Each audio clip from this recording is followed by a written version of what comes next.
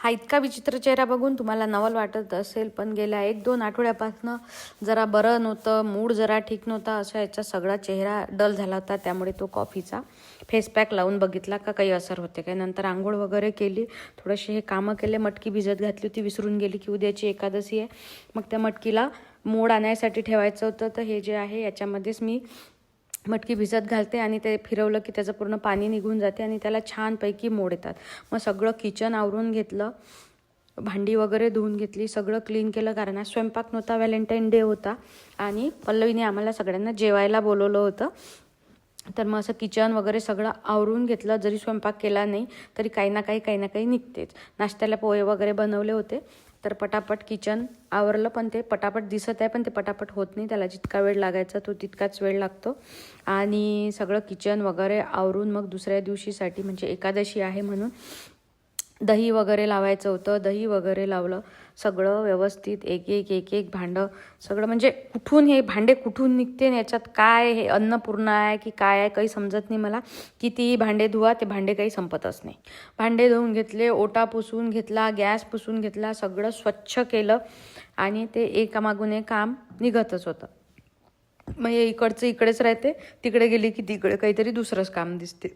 असं सगळं काम करता आणि ते फोनवर बोलता असं सगळं चालू होतं. तुम्ही पण मला कमेंटमध्ये सांगा की तुम्ही पण असं काम करताना फोनवर बोलता का. आता मला लावायचं होतं दही, तर हे घेतलं मी प्लास्टिकच्या कंटेनरमध्ये दही. आणि ते माझ्या दूधवाल्यांनी सांगितलं होतं की पहिले खालून सगळीकडे दहीचं विरजन लावून घ्यायचं आणि त्याच्यानंतर मग गरम दूध म्हणजे कोमट दूध त्याच्यामध्ये टाकायचं.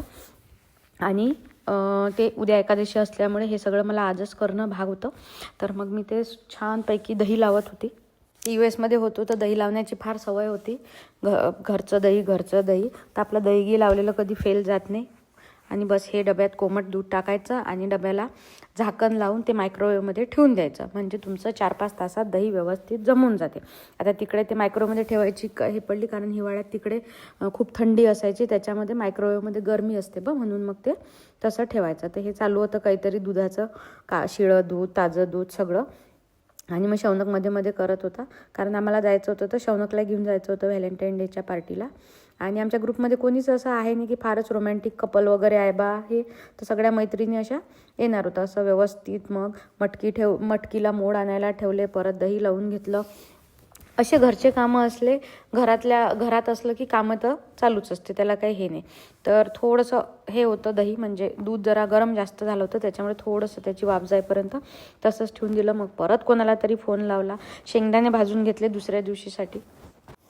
जरा दुसऱ्या दिवशी तयारी आदल्या दिवशी करून घेतली की जरा बरं पडते. शेंगदाणे वगैरे व्यवस्थित भाजून घेतले, ते पाकडून घेतले. मग इकडे तिकडे परत हे झालं आणि ते डब्यात भरून ठेवले. आणि परत ते सगळं साफ करावं लागलं. आणि ते ओटा वगैरे पुसला होता, त्याच्यावर ते असे हे दिसत होते एकदम उजेडामुळे. तर मग परत त्याच्यावर स्प्रे वगैरे मारून तो व्यवस्थित पुसून घेतला, कारण असा छान दिसायला पाहिजे चकचक एकदम. कारण नंतर किचन क्लोज झालं होतं, आज काही आपल्याला काम नव्हतं. आणि आता थोड्या वेळाने असं जायचं होतं आपल्याला.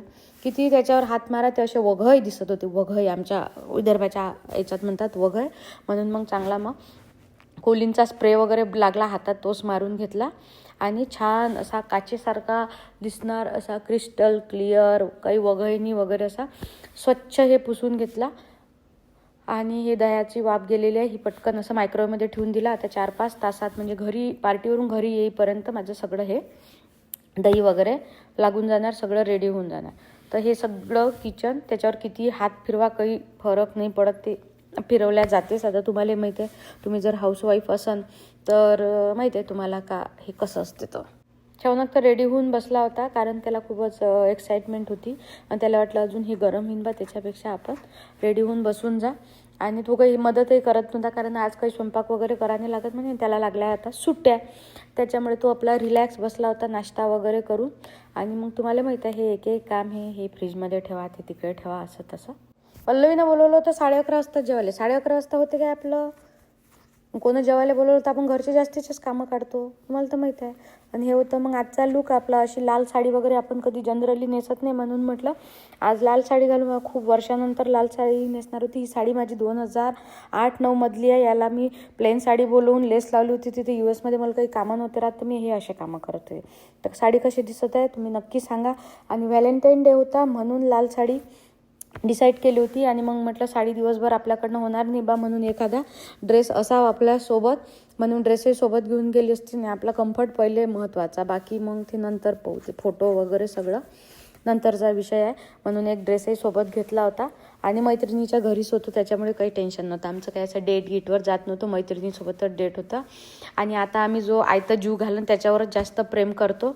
आणि मग असाच थोडंसं हे फुलगिल होतं तर शिष्टपणा मारला होता, कारण तुम्हाला तर माहिती आहे मी फुलं तर पहिलेच आणून ठेवले होते, रोज डेच्याच दिवशी आणून ठेवलं होतं सगळं.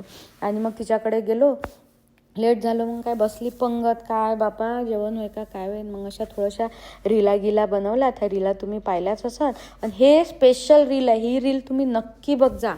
याच्यात बम कॉमेडी आहे, बम आवडून तुम्हाला ही रील मिळेल.